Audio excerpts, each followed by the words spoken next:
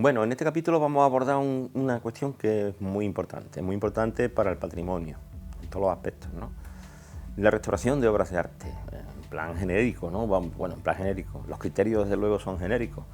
El padre teórico de la restauración fue Cesare Brandi, ¿no? Entonces yo siempre recomiendo a cualquier estudiante de restauración, y bueno, por supuesto se lo recomendarán sus profesores más específicamente, que una de las primeras cosas que tiene que leer como catecismo es a Cesare Brandi, ¿eh? Y después también a los teóricos de la época, muchos de los teóricos que fundamentaron y fundamentan, de donde se han desprendido después las famosas cartas de restauro, ¿no? Que existen convenciones a nivel de normativas, que se han recogido después las normativas de cada país y todo eso, y que evidentemente nos hablan que restaurar, pues lógicamente es respetar la obra y solamente devolverle la eficacia a los elementos materiales que hacen que, si son eficaces, esa obra se siga transmitiendo con el paso de los años, se transmita al futuro, porque es el hecho fundamental de la restauración, conseguir de alguna manera que todos los materiales que conviven ahí lo hagan en armonía, que sigan manteniendo la armonía original, y que al mismo tiempo las transformaciones, pues bueno, que se pueden ir produciendo con la historia, se analizarán para ver cuáles son, que se pueden dejar o no se pueden dejar. Claro, ¿qué pasa? Que todo esto choca con muchísimo enfrentamiento de maneras de pensar distintas, en las que hay criterios que para algunos pues son más importantes. Por ejemplo, claro, no es lo mismo tampoco la restauración. Cuando se habla de restauración de piezas arqueológicas, pues hay unos criterios. Cuando se habla de restauración de piezas devocionales, debe de haber otros criterios que imperen. Y cuando se habla de la restauración de imágenes de museo, pues debe de haber otros. Pero también, dependiendo qué tipo de imagen es o qué tipo de obra es, pues los criterios pueden también variar. Lo que sí está claro, que una de las cosas que son premisas fundamentales es que la restauración debe de respetar la parte que de alguna manera sabemos que forma parte de la espiritualidad humana. ¿Y qué es eso? Pues precisamente lo que el autor hace. El autor representa un cuadro de una determinada manera, con la posición del personaje de una determinada actitud, representa pues una expresión de una imagen pues con la boca cerrada, con la boca abierta, es decir, crea lo que es la obra, crea la idea, ¿eh? Y esa idea forma parte de la espiritualidad humana. Eso es algo único e irrepetible, e intransferible y no modificable. Sabemos que ha habido muchas restauraciones que no han tenido en cuenta ese detalle, que independientemente de que los criterios técnicos, artísticos o procesuales hayan estado bien aplicados, a lo mejor no se ha respetado esa integridad de la espiritualidad humana, es decir, se han modificado cosas.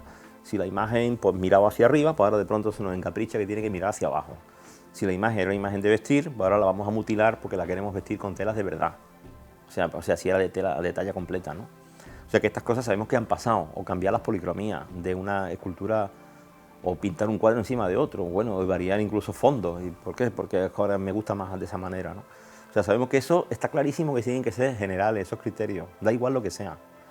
Y restaurar no es falsificar, eso también es una cosa que evidentemente es muy aplicable a la obra arqueológica. Restaurar no es falsificar. Yo, si quiero exponer un objeto arqueológico, lo que tengo que exponer, lo que yo tengo claro y seguro que es un objeto, que es la parte íntegra de ese objeto romano, lo que es de la época romana.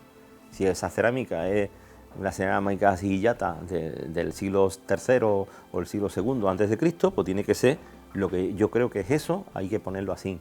Y lo que tú reconstruyas tiene que notarse que se ha reconstruido. ¿Para qué? Para que el espectador valore el objeto, el fragmento, el culto al fragmento. Eso es una arqueología.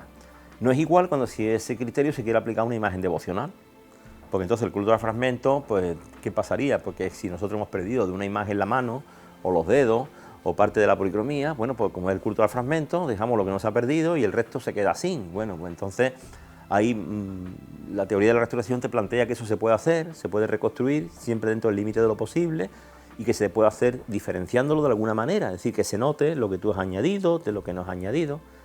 Esos fueron criterios que se aplicaron durante muchos años, hasta que llegó unos criterios que dijeron, no, bueno, pero en imágenes devocionales podemos también aplicar el criterio de lo invisible.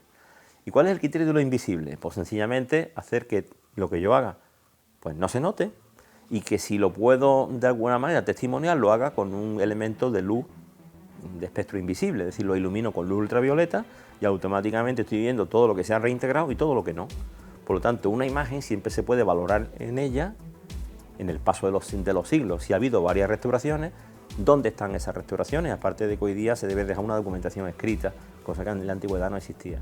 Nosotros hemos abordado muchas veces restauraciones con historias materiales muy complejas, donde no teníamos información de todas las cosas que se habían hecho. ¿Por qué? Porque la imagen tenía muchos años y porque restaurar antes era un concepto de renovación.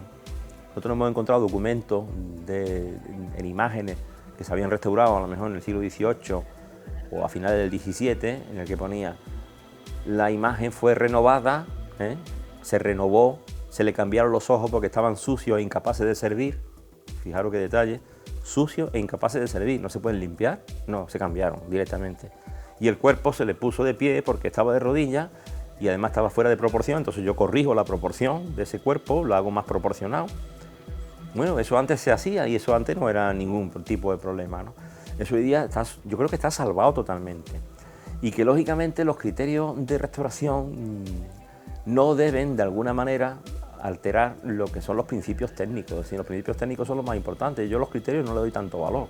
Evidentemente está claro que hay que defender siempre que se respete la obra tal como es, y que si se hace algo, se haga con el respeto de eso tal como es, sin modificar absolutamente nada, y lo que tú hagas lo tienes que hacer técnicamente muy bien hecho, eso sí que es verdad. En la elección de los materiales, en la aplicación del procedimiento, el respeto de las reintegraciones para que no sean desbordantes, es decir, si falta 1 centímetro cuadrado, tú repones 1 centímetro cuadrado, no repongas 7 centímetros cuadrados. Es decir, que todo eso tiene que ser una cosa milimétrica. Yo creo que eso es absolutamente básico. Ahora, ¿qué pasa? Que en una obra que tiene a lo mejor valor devocional, pues también puede ser que no es una pieza de museo no se usa, una pieza que está en un retablo tampoco se usa, en ese retablo puede llevar siglos arriba, a lo menos abajo nunca ni para limpiar el polvo, y sin embargo las imágenes que son procesionales, que ese concepto sí que es un concepto que entra en la restauración moderna de lleno a partir de la década de los 70, esas que son procesionales se usan, tiene el concepto función, que es lo mismo que se observa en la teoría de la restauración cuando se habla de la arquitectura. Porque cuando se restaura la arquitectura hay que pensar que si yo tengo que reponer una escalera, la gente tiene que subir bien esa escalera después, porque esa escalera se usa. Entonces cuidadito a ver cómo lo hacemos. Si hacemos el vano de una puerta, la gente tiene que pasar por la puerta, Entonces todo eso se usa. Entonces el concepto función en la arquitectura se utiliza para modificar los criterios e incluso algunas veces los tratamientos. En restauración de la imaginería, lógicamente debe de también funcionar esto, porque resulta que al utilizarse, al tener una función la imagen, tú tienes que asegurar que lo que tú apliques sirva para que esa imagen siga teniendo las mismas funciones. Lo que no se puede decir, sí, se repararon las bases y la sustentación, pero ya la imagen no puede procesionar más, o ahora la tenemos que levantar a pulso, o ahora no le podemos dar los besamanos ni los besapiés, vamos a quitar el carmín, que es lo único que estorba, pero sí que le vamos a hacer esas funciones porque se hicieron para eso. Entonces la restauración técnicamente tiene que tener la posibilidad de responder técnicamente a todas estas cosas, que funcione todo bien. Y al mismo tiempo después hay que ver en todo lo que la imagen ha ido llevando a través de los siglos, no solamente tiene el aspecto que le dio el artista, el aspecto externo, sino que se lo han ido adquiriendo, hay cosas que se han ido solapando, hay a lo mejor cosas que se transformaron hace 2 siglos y ya son tan antiguas que son consustanciales esas transformaciones. Hay que valorar lo que es legítimo y lo que no es legítimo en la obra, y eso lo tiene que decidir el artista, lo tiene que decidir el técnico, tiene que aportar sus argumentos, es decir, esto se quita porque no es legítimo, y esto se deja porque es legítimo. La valoración de lo legítimo y de lo ilegítimo es lo más peligroso, difícil, complicado y discutible que hay en restauración, porque cada técnico lo puede hacer de una manera. Y a lo mejor hay pátinas que se pueden quitar, que se han incorporado a través de los años, y cuando se quitan, a lo mejor químicamente o quirúrgicamente no puedes saber si lo que estás quitando está alterando lo legítimo o no está alterando lo legítimo.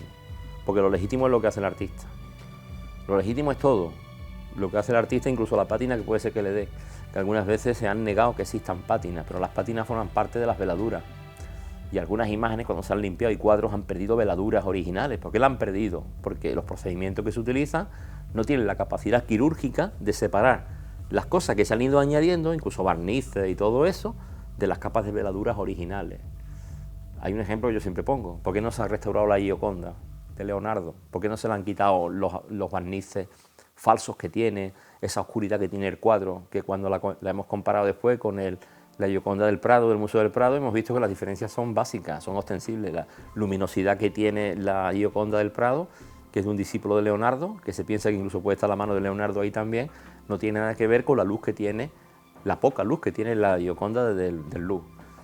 Entonces, ¿qué es lo que se ha hecho? No se ha podido eliminar nada de eso. ¿Por qué? Porque los técnicos han considerado, y yo creo que muy bien considerado, que los procedimientos actuales no nos permiten eliminar quirúrgicamente lo que no es legítimo sin poner en peligro las veladuras de Leonardo, y Leonardo construía por veladuras. Entonces, esto es una cosa que está aquí y que es un problema, bueno, que es persistente en todo lo que es la obra de arte. Hay una cosa que es legítima y está lo que no es legítimo. Es fundamental saber valorar las cosas, es fundamental, el criterio básico es el respeto al original en cuanto a los valores espirituales que le aporta el artista, y tenemos que hacer todos los esfuerzos científicos y técnicos posibles para conseguir que se conserve lo material sin que pueda perjudicar a esa parte importante que es la idea.